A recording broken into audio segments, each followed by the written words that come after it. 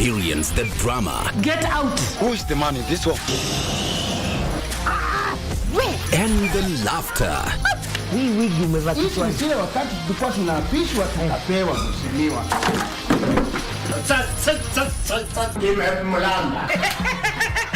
Move to the beat.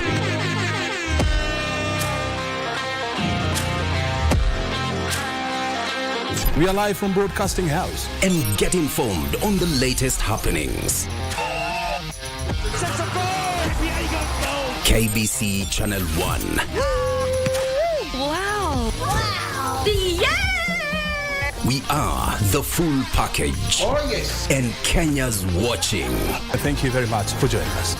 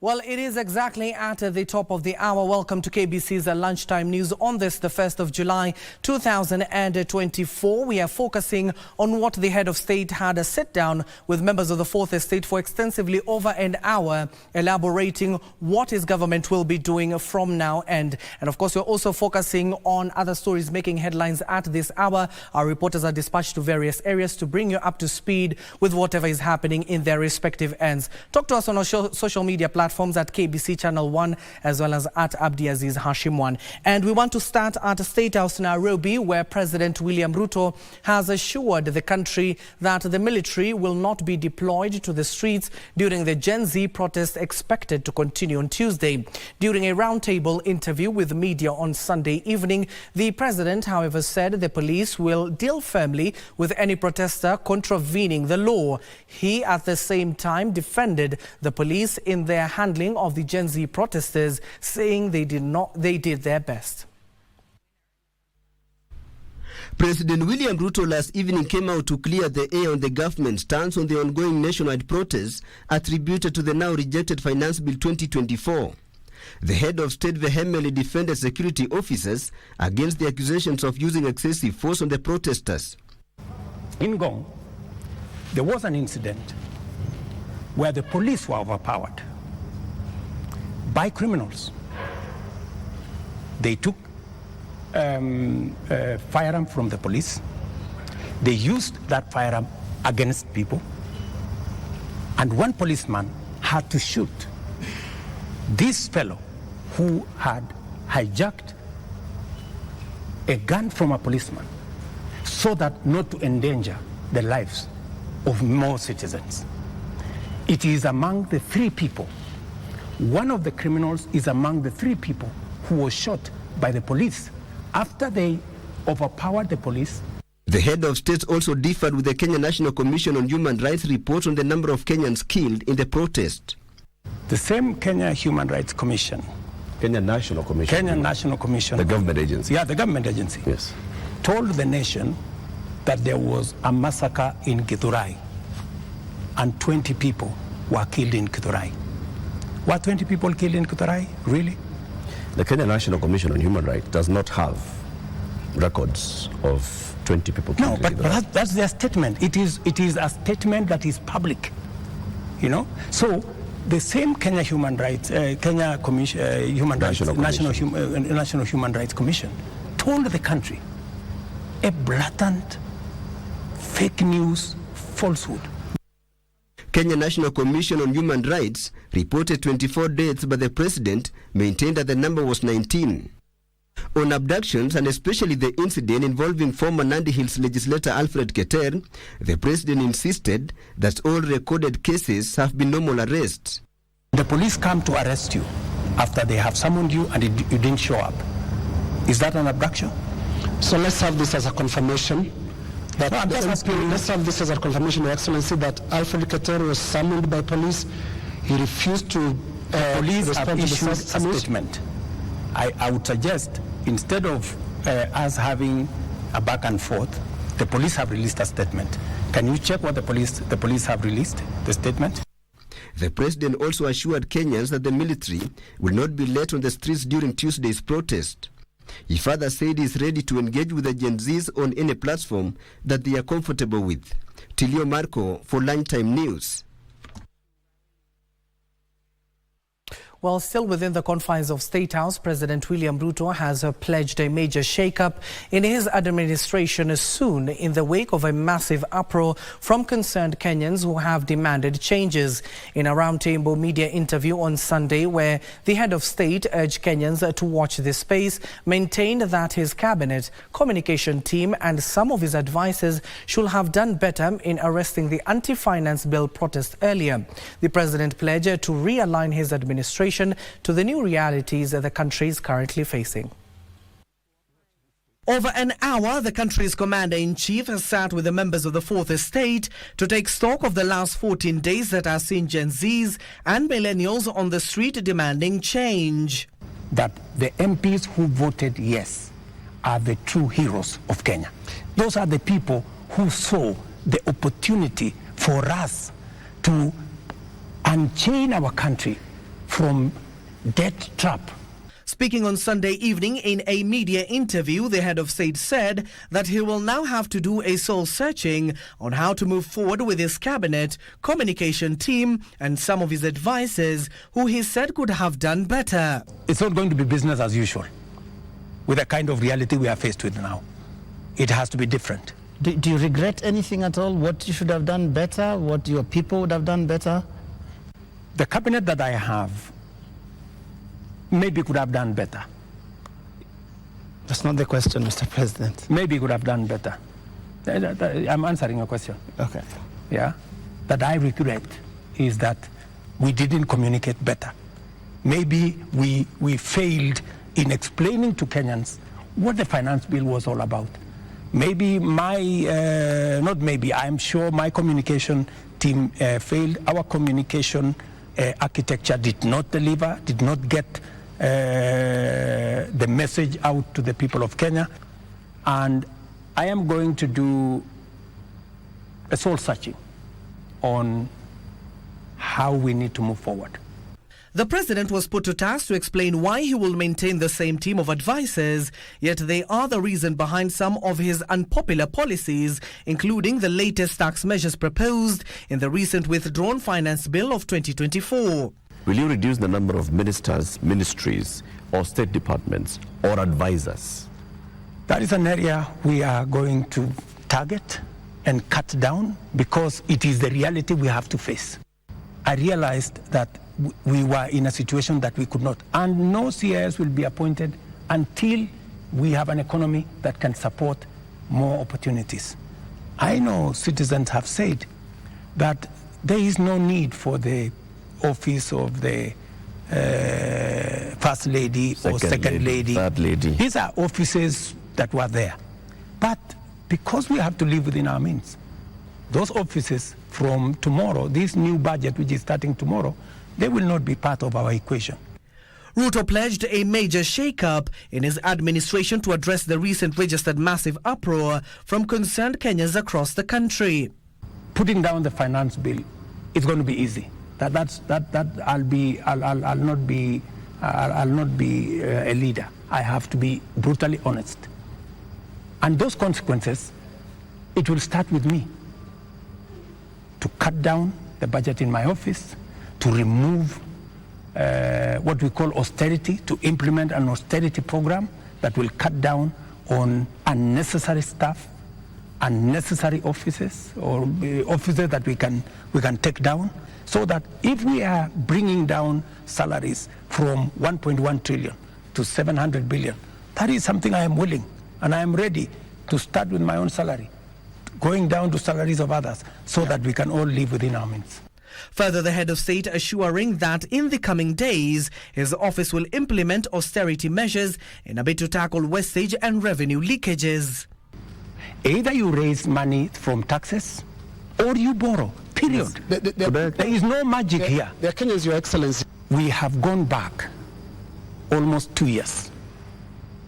It means that this year we are going to borrow 1 trillion shillings to be able to run our government. That's what it means. I have been working very hard to pull Kenya out of a debt trap. I have not made any trip outside Kenya to go and do things that are of no benefit to this nation. I can account for every trip that I have made outside our nation.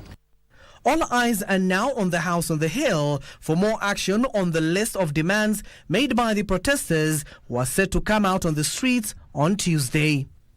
There is no evidence against a minister. Surely, do you want me to fire somebody if there is no evidence? You know, there was a time, Uhuru Kenyatta, as I served him as his deputy, removed 6 cabinet secretaries. But eventually, they were found that they were innocent, and we had to appoint them to be ambassadors.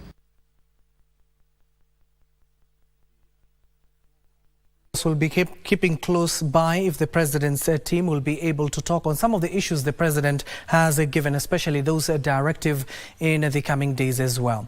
Now, the World Health Organization has been urged to channel more resources to African countries hosting migrants to help fight communicable diseases. World Health Organization Director for the Department of Health and Migration, Dr. Santino Sevroni, stated that despite the major improvements in the control of communicable diseases like malaria, chronic ailments remain a major health challenge globally. He also expressed concerns over the rising mortality rate arising from lifestyle ailments like cardiovascular diseases, diabetes and hypertension. It's also true that certain countries which are hosting refugees and migrant population, they are not in economic conditions, or they are having some economic limitations. Well, in this case, the argument is very much important and brought up at the international level. We need to remind that those countries are renting a service for the global community. So the shared responsibility is a commitment of the international community. In the case of tuberculosis, it's intimately related to poverty, to deprivation of acceptable living conditions, that even if we have a cure, even if you have very effective drugs, the situation remaining a matter of concern also because it's relevant in a particular group of the society. And what is important, what the health sector need to invest into health promotion, explaining to population what is the health rate inside wrong type of nutrition, type of food, or exposure to what we call risk factors like smoking and alcohols. The Center for Mathematics, Science and Technology Education in Africa, CEMASTEA, has embarked on training secondary school teachers on ways to tackle climate change in their schools. Head of Secondary School Education Programs at CEMASTEA, Livingstone Makanda, revealed that most teachers lack appropriate information on the subject, which creates a gap in production and dissemination of knowledge on climate change for learners. The matter of climate change has become so dire, drawing the attention of the Center for Mathematics, Science and Technology Education in Africa, CEMASTEA. CEMASTEA has commenced training secondary school teachers as a step towards remedying the situation.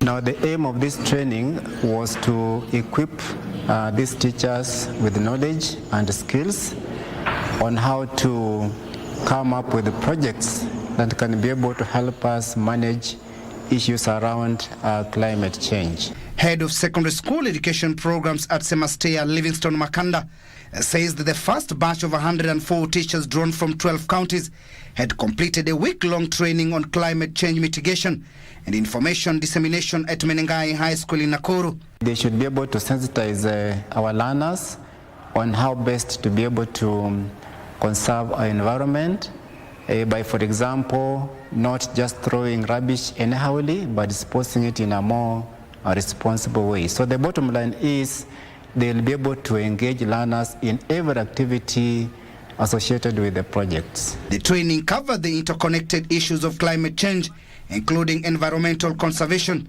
waste management, recycling, energy conservation, flood mitigation, and indigenous knowledge. We have done a biogas production, which is we are going to use biodigester. That way we will have managed our waste, and that way we will have also supported, or we will have also provided the school with an alternative source of energy which can be used in cooking. Makanda said Semastea was taking the initiative since teachers play a key role in shaping change in the society through research, training future decision makers, and contributing to public awareness of issues. One of the things we observed in this seminar is that since STEM started in our schools about 5 years ago, there has been a great uptake of STEM subjects in our schools.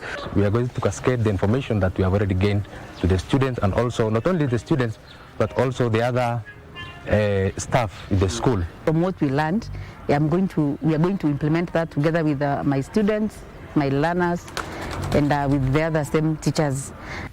Timothy Kipnoso for Lunchtime News.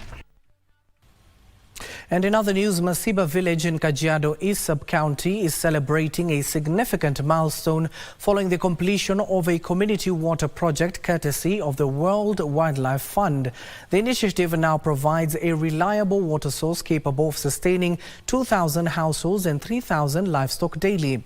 Before the water project, people from Masiba village had to walk long distances in search of water. The introduction of the pumped water project in the area promises to free up time for women to engage in empowerment programs. Learners will also have more time on their hands to attend school and take part in school activities. Kwa hii maji, nashukuru sana WWS kwa sababu hii ni area mbaya sana kwa maji. Ni area mbaya. Ingawa wanaume wamejaribu kuweka masilanga lakini hatusaidii. Hii maji sasa imekuja kutusaidia kwa ng'ombe, kwa binadamu, kwa sababu ni maji mzuri na ni maji ya afya.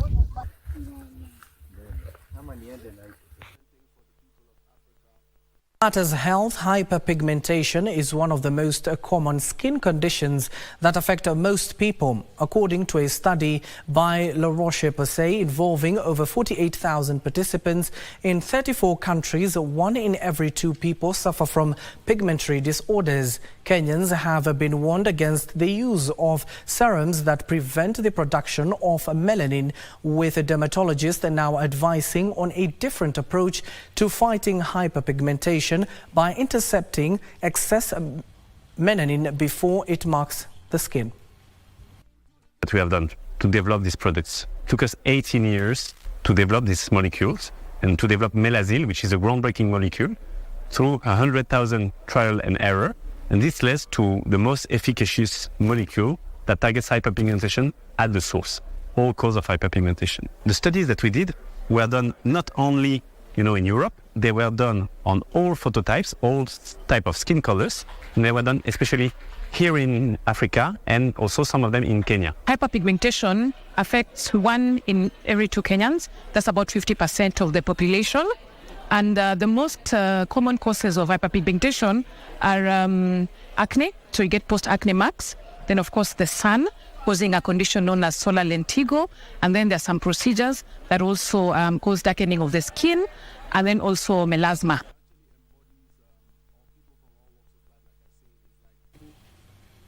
To the coastal region, where a school and a church in Chuda area in Mombasa County are appealing to the county government of Mombasa to relocate a garbage collection point behind their establishment that has affected learning and worship. According to the Busy Bee School Principal Dorothy Kimairu Daly, Trucks from the county government load mounts of garbage from the whole Chuda ward delivered by garbage collection companies and hand carts leaving a recent garbage smell in the vicinity. They are now calling on the county government led by Abdul Samad Sharif Nasir to act swiftly to relocate the dump site for learning and worship to continue unabated without interruptions by the smell.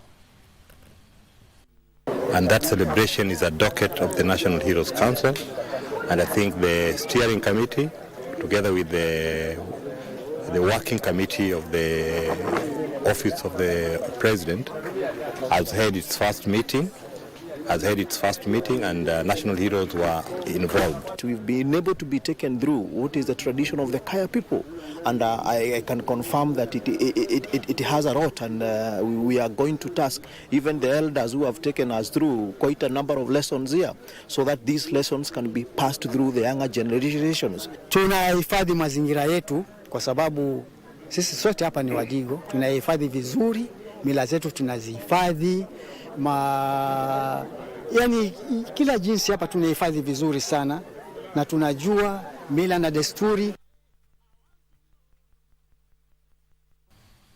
Elsewhere, inmates in Hindi prison, Lamu County, benefited from an assortment of non-food items from the Court Users Committee from Peketoni Court in collaboration with social organizations. The donations include sanitary towels and toiletries, among others. Hindi prison administrator, that is Festo Dongo, lauded the support, stating that it will help the inmates meet their daily needs despite being forgotten by their communities. The chairman of the committee, senior resident magistrate of Peketoni Court, Eugene Pascal, added that the initiative is aimed at ensuring the inmates have better living conditions. Wengi wa wafungwa wetu hawatembelewi na watu kutoka nyumbani, na hii ni fursa mzuri ambapo watafaidika kupata zile bidhaa ambayo wachache ambao wanatembelewa na relatives zao wanapata. Sasa zile zawadi zimeletwa, itatumika kwa wafungwa wote ambao wanatembelewa na wale watembelewi. Chini tunayo ile process ya kisheria ama tunafuata ratiba ya kisheria, na wakati tunafanya kazi yetu kuna wale watafungwa na wale watakaa rumande. Haimaanishi kwamba hatuna utu, bali ni process ya sheria ambayo imewaweka pale.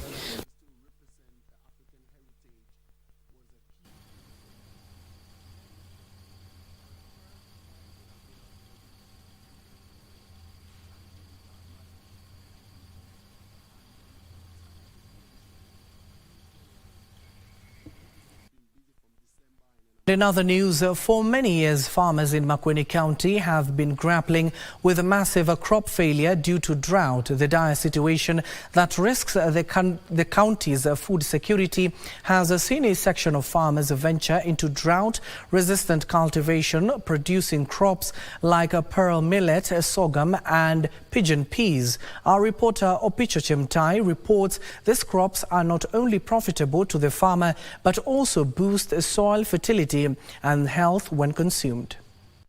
Situated a few kilometers from Makindu town, Makueni County's Ngukuni village, here the weather is unforgivingly hot and humid due to the prolonged dry periods prevalent in this arid area. But amidst the swaths of dry fields lies this lush green farm belonging to Phoebe Mwangangi, a middle-aged farmer. It is about 10 o'clock in the morning, and as Phoebe heads to her farm, her face is beaming with happiness. Lakini wakati nilibadili mbegu, nikabadili mwenendo wa kulima, nikapanda mbaazi, nikapanda mawele, mtama, naona mavuno imeenda juu. Kwa maana kwa eka moja ya mtama naweza vuna hata gunia 8. Perhaps indicating that her efforts here are not in vain. Sisi hatununui chakula tangu tuanze kutumia hizi mbinu za ukulima na kupanda hizi mbegu ambazo zimeidhinishwa. Ya pili, biashara iko. Ile ambayo imepita ninauza, ninapata mapato. Having switched to farming drought resistant crops, Mbegu ambazo tunapanda ni mbegu ambazo zimeidhinishwa. Mbinu ambazo tunatumia ni zile tumefundishwa na tumejaribu tukaona zinafaa. Zile zinahifadhi maji, zinahifadhi udongo na zinasaidia mmea kukua haraka, tunapata mavuno. And now she's smiling all the way to the bank. Soko ya mawele mtama ni nzuri. Hata green grams ipojo. Tuko na soko kabisa, hata uhitaji kuitana, ni kuvuna tu na utaona wateja wako. A few meters away, we meet Peter Kimangi, busy in his farm. He also has no regrets in adopting drought-resistant farming. Tukipanda tu kiasi, tunatoa chakula yetu, tunapeleka kwa soko, na tunaweza hata tunakulia hapa nyumbani kwetu, na tunaweza peleka kwa soko. But amid this success, there are challenges too. Moto ile iko kubwa ni mambo ya ndege. Ile ingine ni mvua tu.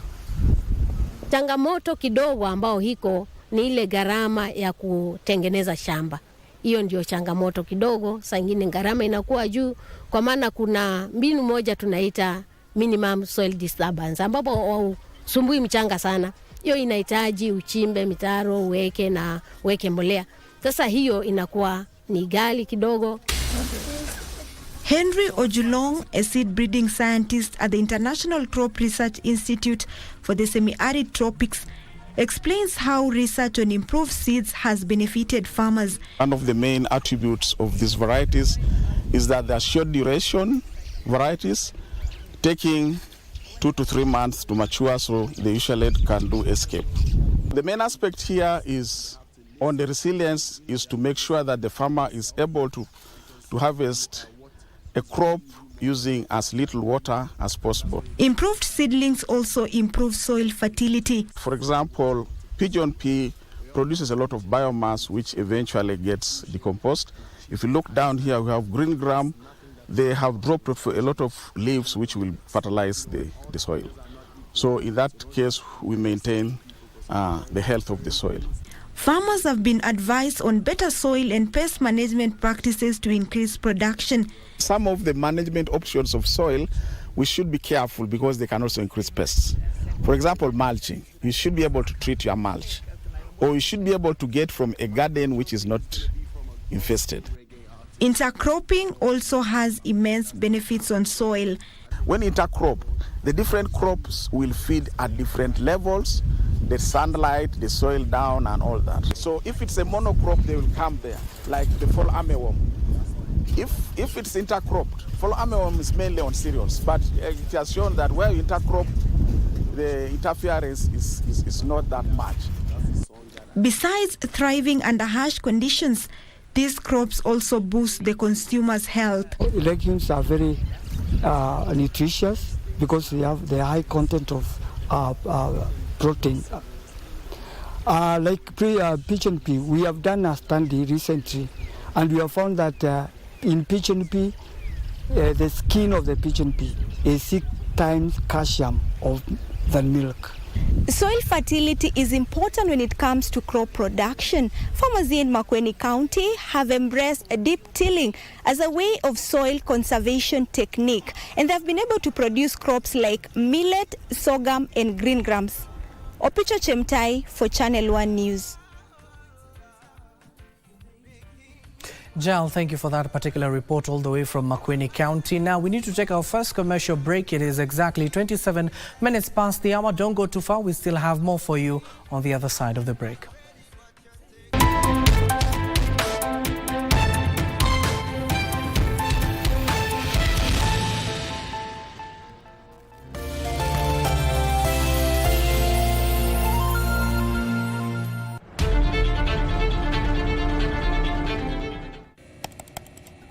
Technology has become a crucial part of our society. Without technological advancements, so much of our everyday lives would be drastically different. As technology develops, it strives to fulfill the changing needs of society. This means that technology exists to help us achieve the things that we wouldn't be able to achieve without it. Take on Tech looks at the advantages and downside of technological innovation in a world that is becoming increasingly dependent on new digital technologies. Every Monday at 10:30 p.m.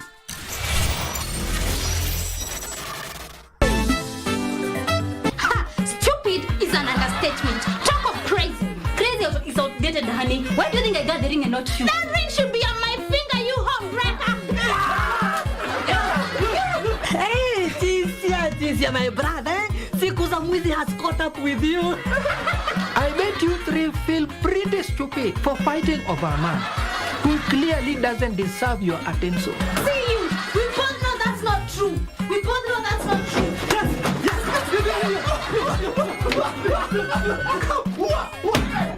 Everybody stop!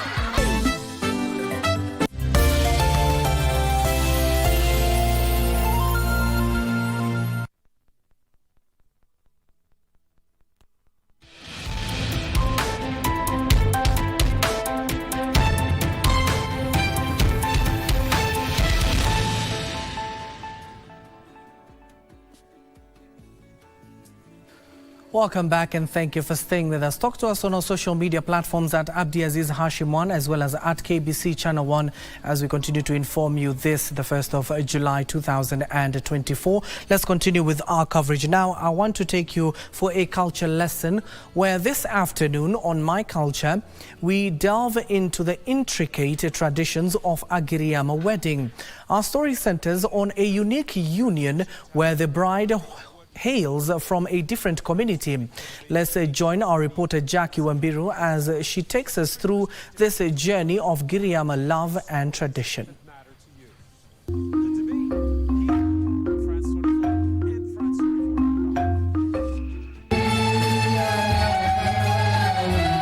The morning air is filled with anticipation at the wedding venue around 9 a.m. ahead of the scheduled Giriama wedding. A group of enthusiastic family and friends await the groom's arrival. Their melodious songs creating an atmosphere of joy and excitement.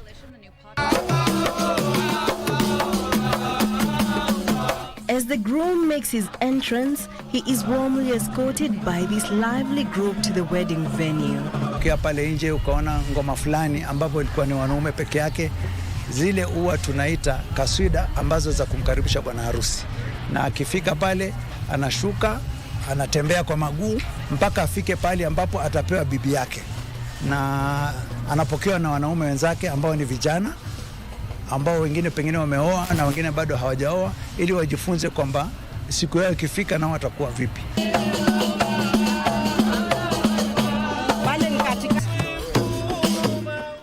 Upon arrival, his mother welcomes.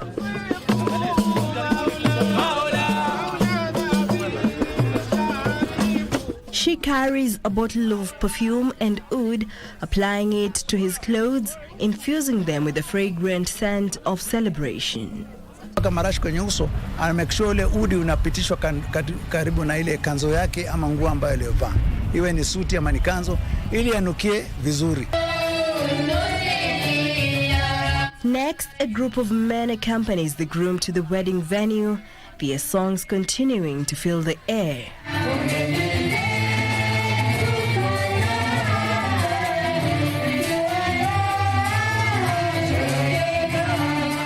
Once inside, the groom takes his place on a beautifully laid mat.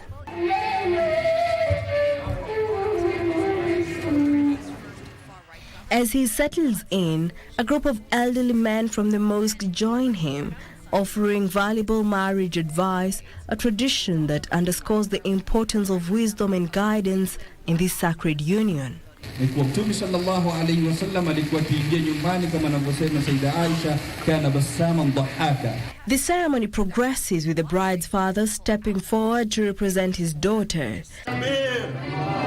The key moment arrives when he is asked if he accepts the groom as his son-in-law.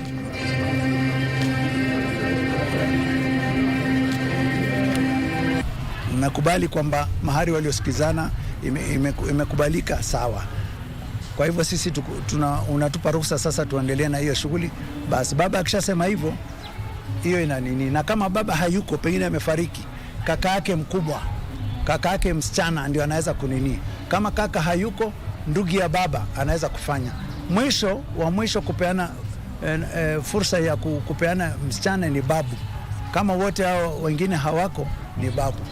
With a nod of approval, the Qadhi, the Islamic judge, presides over the proceedings, allowing the couple to tie the knot, with the bride being in absentia for this part of the ceremony.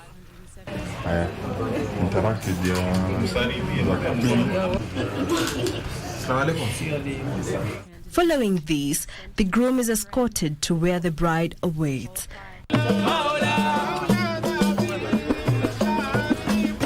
In a touching moment, she welcomes him, making the start of their life together. She washes his hands, serves him some milk, and they share a slice of cake, symbolizing their union and mutual support. Kabla ya jioni, atakwenda pale mbele ya ukumbi, atakaribishwa ndio akae na mkewe, wapigwe picha rasmi. Baba pande hii ya msichana na baba ya kijana na mama wapigwe picha pale. Sasa ndio atachukua pete amvalishe mume na mume amvalishe mkewe. Na kama kuna keki pia, siku hizi nafikiri unaona mambo ya mtandao ni vitu ambavyo wananini, lakini zamani sisi tulikuwa tunaweka kama ni kuna kitu tunaita halua. Nafikiri sijui kama umeona ndani kuna vikombe tulikuwa tukipewa vidogo vinaitwa halua. Sasa ile ndio unakata unampatia bwana, anampatia bibi kidogo, ni sukari very sugary ambayo ni very sweet, anampa na bibi pia anampa bwana. Alafu kama kuna maziwa ndio tunatumia sana sisi, hatutumii wine ama nini. Maziwa tu, fresh milk inawekwa kwa glasi kidogo tu, bwana anampatia bibi na bibi pia anampatia bwana. Hiyo ni kumaanisha sasa wamekuwa kitu kimoja, na kuanzia hapo ni sherehe tu. The newlyweds then join a women-only venue where they're showered with gifts and blessings. The atmosphere is electric with singing, dancing, and joyous celebration. The couple then takes a brief interlude to change into more traditional wedding attire, the bride in a white wedding gown and the groom in a tuxedo. Rejoining the women in the hall, the festivities continue well into the night with more singing, dancing and merriment, encapsulating the spirit of togetherness and joy that defines an Agiriama wedding. An Agiriama wedding, celebrated under Islamic traditions, is a solemn yet joyous contract between a man and a woman. Both the groom and bride consent to the marriage of their own free wills with a formal binding contract that outlines their rights and responsibilities. This sacred bond is a testament to the enduring values of commitment and mutual respect.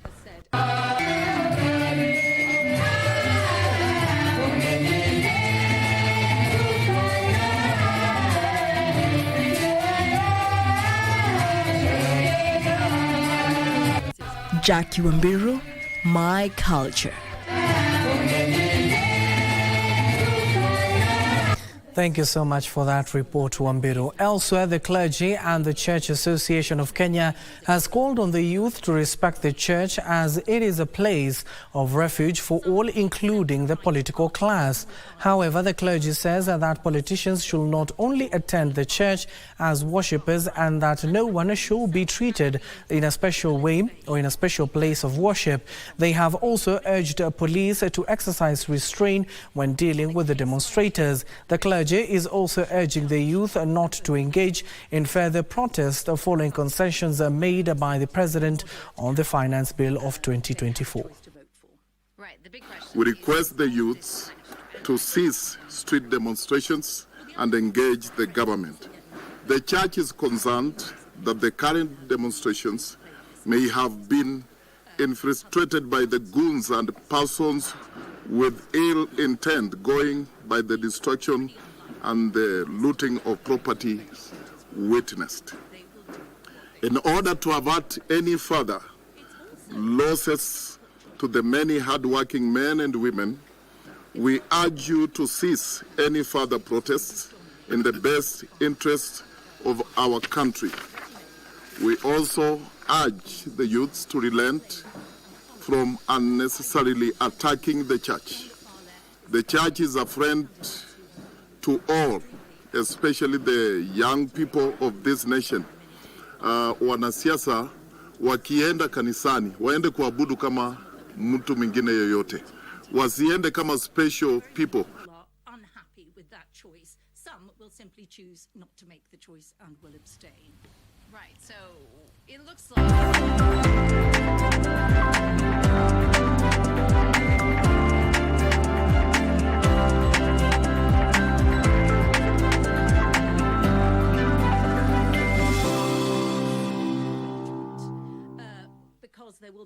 And now welcome to the world of business. Now, inflation in the month of June eased to 4.6%, a 3-year low. The decrease was due to the reduced prices of gas, LPG and kerosene. Now, transport costs dropped by 0.2% between May 2024 and June 2024, mainly due to the decrease in prices of petrol and diesel. As president, even if he did resign, a new president cannot dissolve parliament.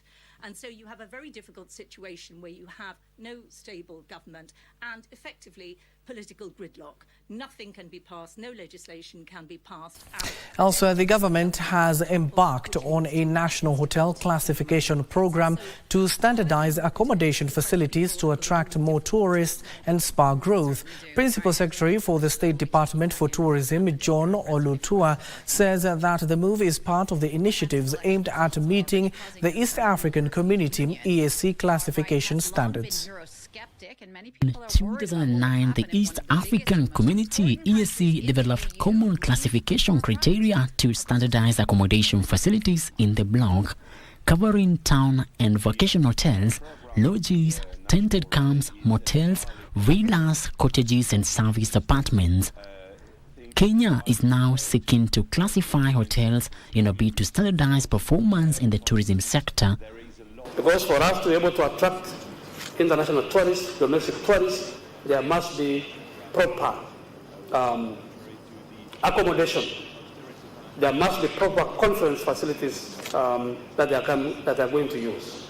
And so I want to encourage the investors that please continue investing in Kenya, here in Kwale, all the counties of the coast, and all the other parts of the country, so that you can be able to continue contributing to the growth of our economy.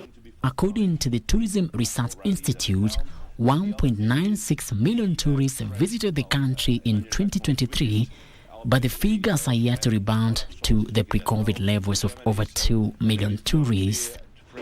And it is possible to do this, and the reason why I say it's possible is because tourism is private sector driven. And when we have a number of investors coming to our country to invest in different sectors of the economy, I'd like to appreciate the government for extending 4.5 billion shilling to tourism fund and the 2.2 billion to tourism promotion fund in the 2024-2025 budget. Frederick Muki for Lunchtime News. Now, the World Bank has collaborated with Strengthening Kenya's Innovation Ecosystem Skies, a program that seeks to support innovative youth in the country. The program, which will run for 2 weeks, will see the winners benefit up to 1 million shillings to boost their businesses and innovations. The youth-targeted program seeks to boost innovations in the manufacturing, value addition, agriculture and creative economy, health and digital technology sectors, where the winners will benefit from expert support in fundraising and business. The purpose of this program is to enable the youth, women and people with disability to be able to become job creators and not job seekers.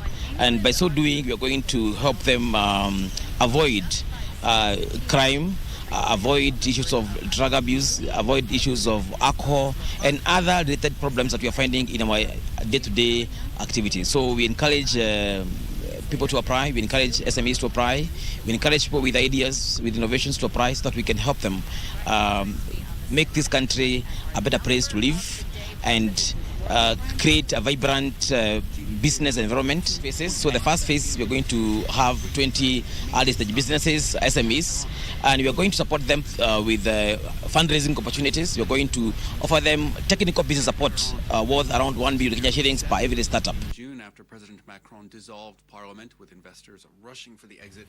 Meanwhile, the spread between And on the international front, China's Manufacturing Purchasing Managers Index PMI came in at 49.5% in June 2024, unchanged from May. Data from the National Bureau of Statistics showed this on Sunday. Now, the sub-index for production stood at 50.6%, while that for business expectation came in at 54.4%, according to the National Bureau of Statistics. Market demand remained insufficient, citing the new orders index, which came at 49.5% in June, a slight decline from the level recorded in May. More details of this and much more in our International Business Roundup.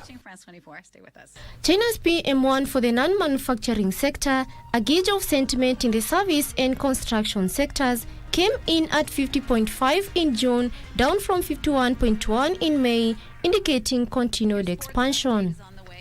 Both the services and construction sectors fell slightly. However, air transport, postal services, telecommunications, radio, television, and satellite transmission services, monetary and financial services, and insurance services grew rapidly, with activity indexes averaging 55 points or above.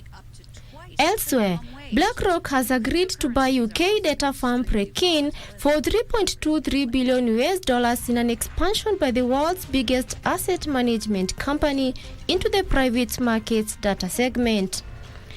The acquisition will complement BlackRock Aladdin Tech business by bringing together data, research, and investment process for fund managers. Prekin is expected to generate about $240 million of recurring revenue in 2024 and has grown approximately 20% per year in the last 3 years. Finally, Taiwan's stock market has driven up due to optimism in artificial intelligence in the first of the 2024, making it the top-performing market in Asia-Pacific. Taiwan weighted index has surged 28% so far this year, powered by stocks along the AI value chain. Heavyweight climbed 63% in the first half of the year, while its rival Foxconn jumped 105% in the same period. The potential and scale of the AI investment cycle continues to drive economic activity globally, while the impact of AI investments are broadening out to sectors such as industrials, materials, and utilities. Anne Mwendwa for Lunchtime News.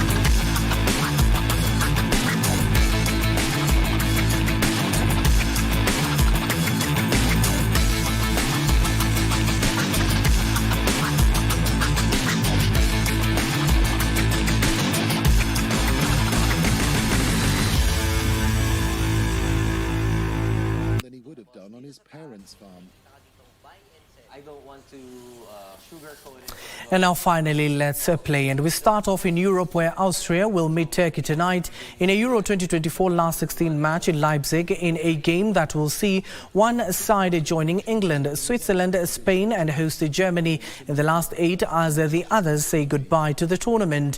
Before that game, Kylian Mbappe will lead his French side against Belgium in tonight's early kickoff. Last night, England needed an extra time to send Slovakia out of the tournament, while Spain thrashed Georgia 4-1.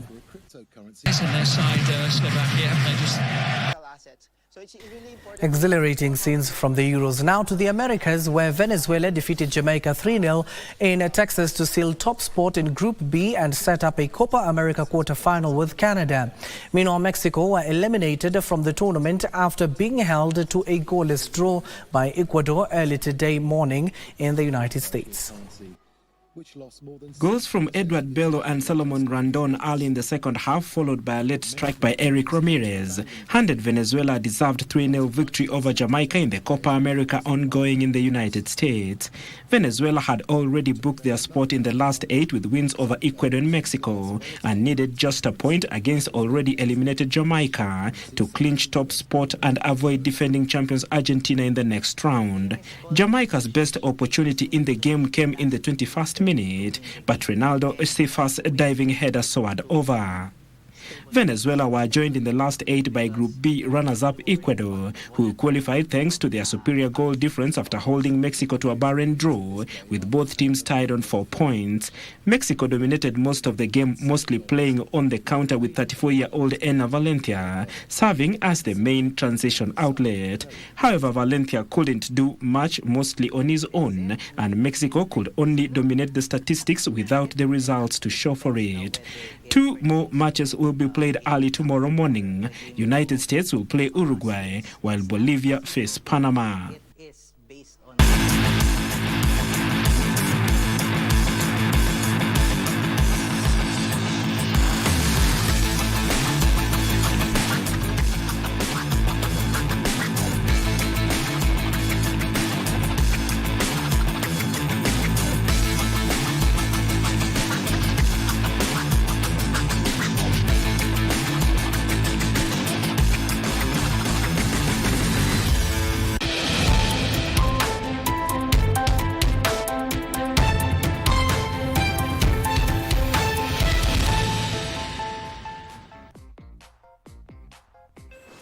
And now back to our top stories this afternoon. A new environmentally friendly menstrual hygiene product that targets the intersex has been launched to help meet the demand for custom-made sanitary products for the community. Dubbed Inclusivit, is expected to restore dignity during the menstrual cycle and meet the growing demand for the product. Sheila Yogo with a story. When it comes to access to menstrual hygiene products that are ideal for their reproductive anatomy. Because many of those intersex persons who menstruate, they always, seek permissions for those who are working. They seek permission so that they cannot go to work to undergo these menses peacefully at home. And it always gives intersex persons hard time.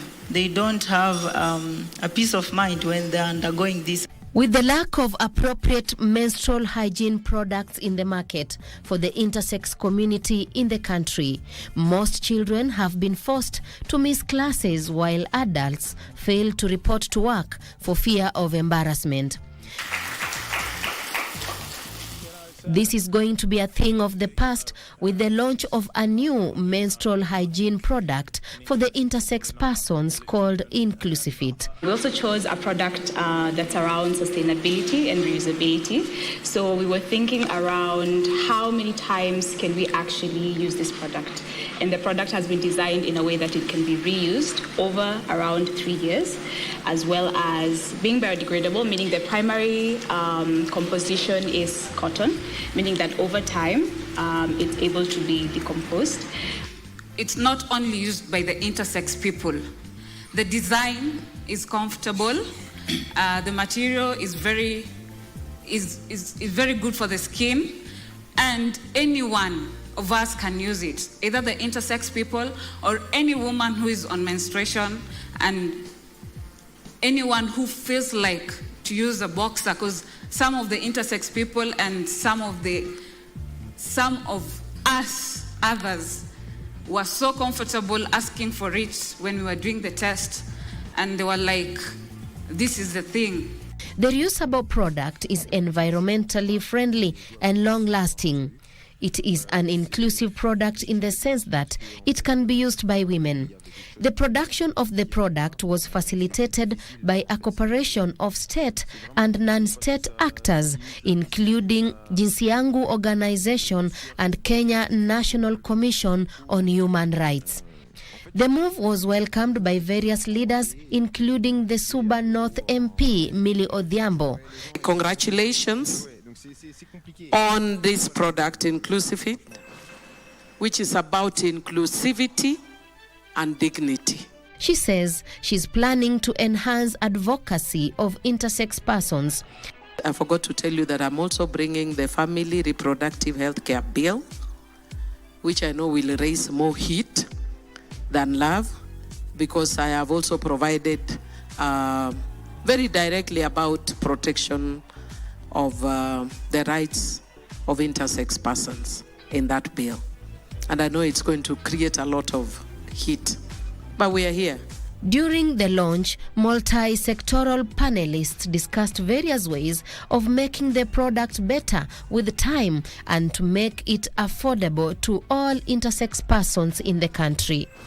Access to menstrual health products for the intersex persons in the country has been a challenge. With the launch of Inclusfit, a new menstrual hygiene product for the intersex community, is going to enhance the protection of the dignity of intersex persons in the country. Sheila Kayaro Yogo reporting for KBC in Nairobi.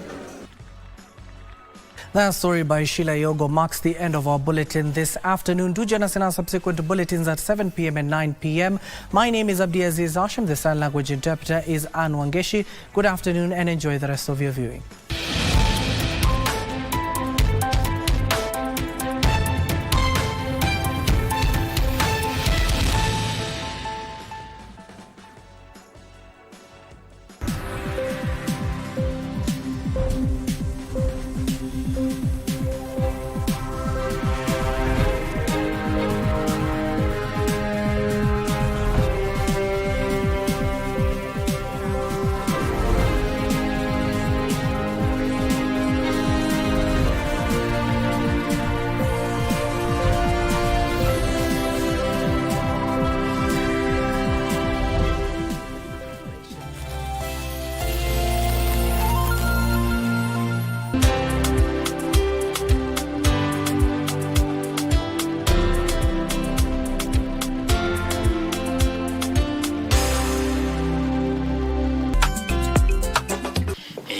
Madam, habari yako? Chukua hii.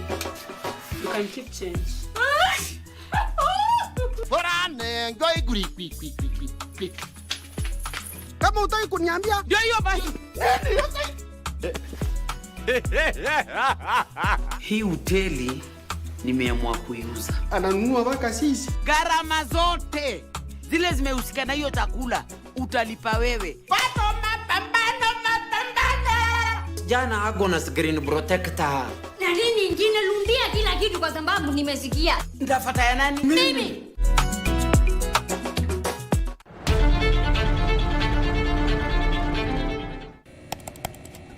Technology has become a crucial part of our society. Without technological advancements, so much of our everyday lives would be drastically different. As technology develops, it strives to fulfill the changing needs of society. This means that technology exists to help us achieve the things that we wouldn't be able to achieve without it. Take on Tech looks at the advantages and downside of technological innovation in a world that is becoming increasingly dependent on new digital technologies. Every Monday at 10:30 p.m.